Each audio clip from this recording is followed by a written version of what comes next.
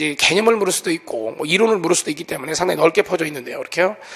매년 뭐 출제가 되고 있는 부분이고요. 2장의 군축, 군축도 무조건 매년 한 문제씩 출제가 됩니다. 근데 어느 영역인지는 또 다 뒤져봐야 됩니다. 핵군축인지 아니면 재래식 무기인지 뭐 또는 이제 국제 수출 뭐 통제 체제라고 있는데 뭐 그런 것인지는 또 뒤져봐야 되고요. 3장이 지역통합과 국제, 지역통합하면 여러분 알만한 게 EU라든지 또는요, 나프타라든지 이런 걸 얘기를 합니다. 작년에 EU 문제가 2문제가 출제가 됐습니다. 국제기구 하면 여러분들 알만한 게 UN이나 WTO 같은 것입니다. 역시 한 문제는 2문제가 꼬박꼬박 출제가 됩니다.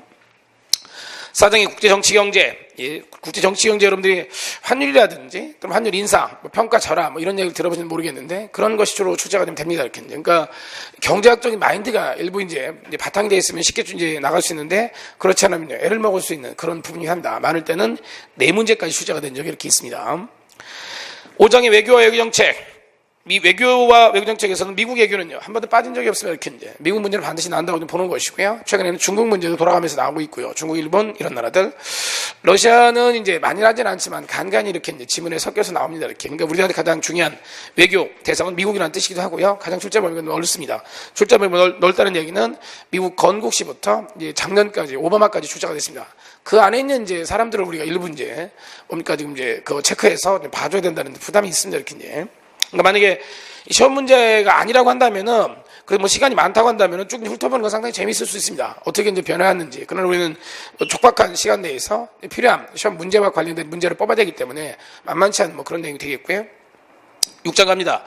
남북관계가 통일화되어 있습니다. 남북관계는 무조건 한 문제가 출제가 됩니다. 이렇게 이제. 예. 역시 이 남북관계도 이 언제부터 날 것인가 문제인데, 이 이명박, 그다음 박근혜 정부 들어와서는 노무현, 김대중 때의 문제를 잘 안 내고 있기 때문에 문제가 한 90년대까지 이렇게 내려가 있습니다. 90년대 내려가 있다는 얘기는 남북 기본 합의서라든지, 그다음에 또 비핵화 선언이라든지 91년, 92년도 나오게 되는데 이때와 관련된 문제까지 출제가 되고 있다는 뜻입니다. 이렇게 한 20년어치의 남북관계에 관련된 내용들을 훑어야 되는 그런 부담이 있는 뭐 그런 내용이고요. 최신 쟁점에서는 3절의 환경 문제, 예, 매번 한 문제가 출제가 꼬박꼬박 되고 있습니다. 꼬박꼬박 되고 있다는 것을 갖다 이제 결국 체크해 보면은 20문제 중에서 아까도 얘기했지만 16문제까지 우리가 추론이 가능합니다. 아, 이번에 나오겠다.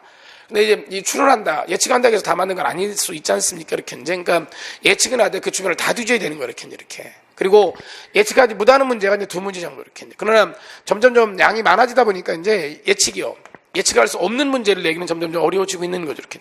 그래도 아까도 얘기했지만 출제자들이 시중에 있는 책을 다 뭐 한다고요? 걷어가지고 들어가니까 이제 그 이외의 문제는 꾸준히 나올 가능성은 있긴 한 거죠. 이렇게. 예. 외교사 부분입니다. 외교사 이렇게. 외교사는 유럽협조 체제. 유럽협조 체제에서는 보통 이렇게 생각하시면 돼요. 1장부터 5장까지가 있는데 원래는 각 장마다 한 문제씩 출제가 된다 이렇게 생각하시면 될 것 같고요.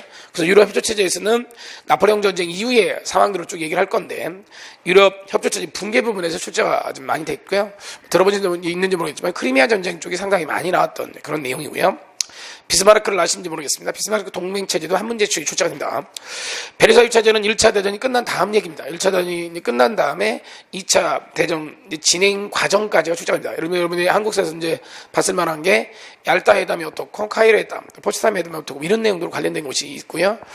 또는 1차와 2차 사이에 일본의 만주사변이라든지 뭐 그 주변에 관한 얘기, 또는 약간 어려울 수 있겠습니다만 로카르노 체제라든지 워싱턴에서의 군축에 관련된 문제들 이런 것들이 이제 터치가 됐던 뭐 그런 내용들이고요.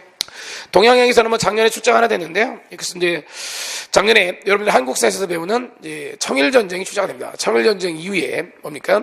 체결된 신문의 새끼조약 그 조약의 내용을 물었습니다. 이렇게 이제 그러니까 그런 것들은 한국사 연계안이 되기도 하고요.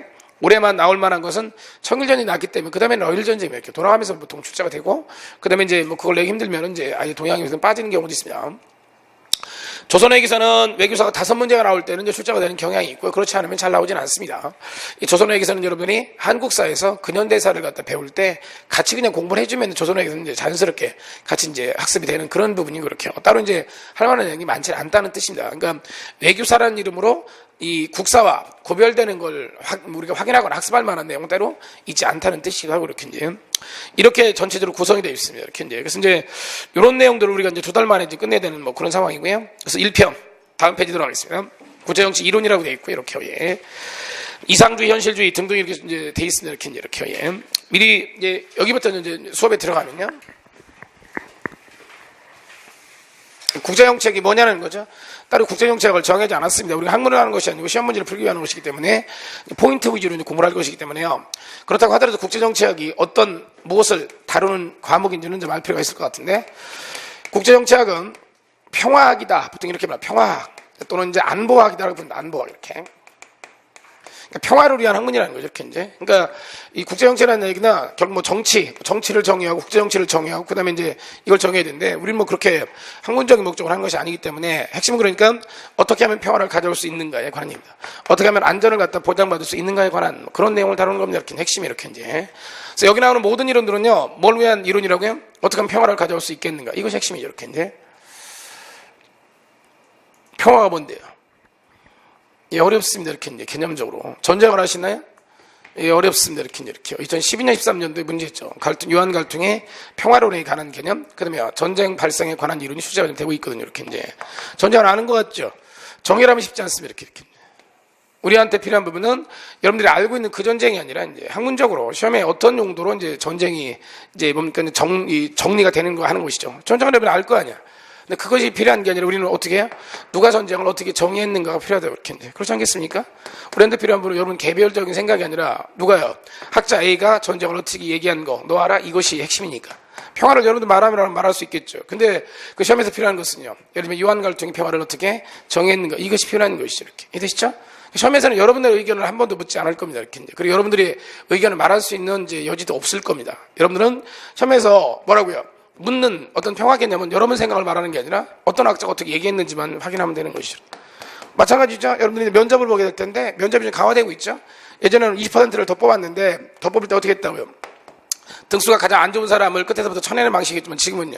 필기만 합격하면 다 동일한 지위에서 면접을 보죠. 이렇게 이제. 이래도 마찬가지죠. 뭐 자네 생각을 얘기해보게 하면요. 내 생각 얘기하는 건가요? 다른 학자의 얘기를 내 얘기인 것처럼 얘기를 해야 되는 것이죠. 그렇죠? 그렇게 얘기하는 것이 이렇게. 그러니까 내 생각을 말할 여지는 거의 없다니까.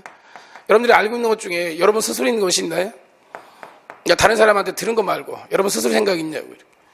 사실 잘 생각하면 고민해보면요. 그런 것도 없어 보입니다. 이렇게 이제. 그럼 나는요. 많은 사람 얘기한 걸 내가 뭐하고 있다고요? 이제 뭔가 이제 조직하거나 편집을 해냈겠죠. 그리고 내 것이냐 얘기를 하겠죠. 이렇게. 어쩌면 여러분들이 좋아한다는 그 색깔, 맛도요. 교육된 거, 학습된 거 가능성이 상당히 높다는 것이 이렇게 이제. 사실 어떻게 보면 내 생각이라는 게 온전한 내 생각이 있지 않을 수 있습니다. 이렇게. 그 세상 안에 나한테만 새로운 그런 것이 없을 수 있다는 뜻이죠. 이렇게 이제. 우리는 여기서는 좀 더 적극적으로 누가 어떤 얘기를 했는지를 갖다가 알아내야 되는 거예요. 이렇게 이제. 다시 갑니다. 이론 들어가다가 이제 딴 쪽으로 왔는데 결국 국제정치학 이론을 들어갈 건데 이론에서 핵심은 어떻게 하면 평화를 가져올 것인가에 관한 얘기입니다. 근데 우리는 상당히 무책임할 수 있겠지만 평화를 정의하지 않고 들어가려고 합니다. 이렇게. 그럼 왜냐하면 평화에 대해서 여러 학자들이 얘기를 했기 때문에 그냥 평화라는 게 우리가 생각하듯이 전쟁이 없는 상태인가 보다, 싸우지 않는 상태인가 보다, 뭐 이 정도의 개념에서 들어갈 수밖에 없다는 거예요. 이렇게. 지금 이제 평화를 얘기할 그런 시간이 아니기 때문에 이렇게. 어쨌든 우리는 이 평화를 어떻게 가져올 것인지, 안전보장을 어떻게 확보할 것인지 각 이론들을 갖다 찾아볼 겁니다. 이렇게 이제. 그래서 맨 앞에 나온 이론이 이상주의입니다. 대략적으로 보게 되면요. 이상주의. 왜 이름이 이상주의냐면요. 아이디얼리즘. 왜 이상주의냐면 국제평화에 대한 이상을 제시했기 때문에 그렇습니다. 이렇게 이제. 그래서 이상주의야. 나중에 현실주의를 보게 될 겁니다. 이름이 왜 리얼리즘 현실주의냐면 바보야. 중요한 건 이상이 아니라 뭐다? 현실이다. 그래서 현실주의입니다. 이렇게. 그러니까 이 이론들의 순서는요. 앞부분이 설명하지 못하는 부분을 갖다가 뒷부분에서 치고받고 나오는 겁니다. 이렇게 이제. 그래서 앞부분 다 꺼져. 쓰레기야. 이런 개념이 아니라 앞부분에서 설명하지 못한 부분을 갖다가 집중적으로 부각시키면서 보완하는 형태로 나오게 되는 겁니다. 이렇게 이제. 다시 합니다.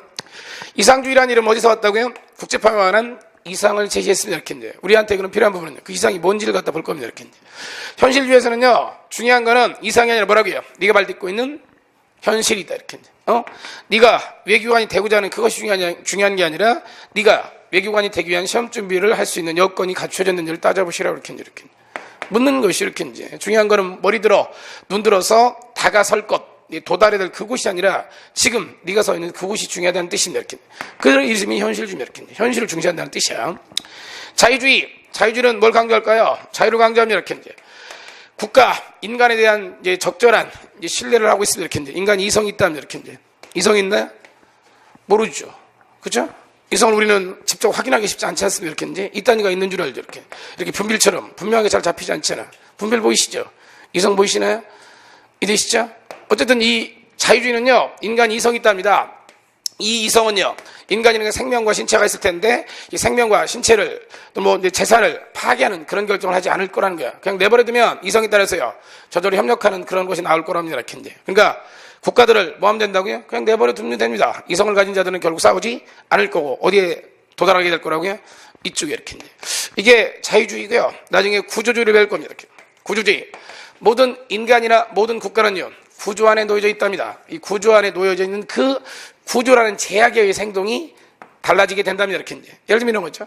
여러분들이 지금 이제 강남 방문각에 왔으면 이렇게 이제. 강남 방문각에 여러분을 오게 한 것은 무엇이냐는 거죠. 이렇게 이제. 여러분 스스로였나요?